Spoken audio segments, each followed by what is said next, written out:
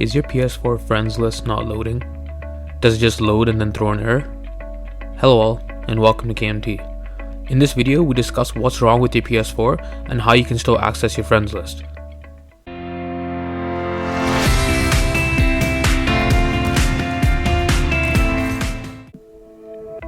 The PS4 friends list not loading is caused by a recent update sent out by Sony, specifically the 8.0 firmware update.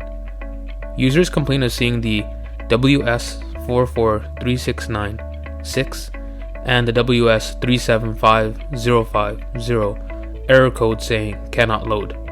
Unfortunately, there is currently no fix for this issue. Sony is aware of the problem and working to fix it as soon as possible. However, there is a simple workaround. Just simply download the PS app from the App Store for iOS or Play Store for Android.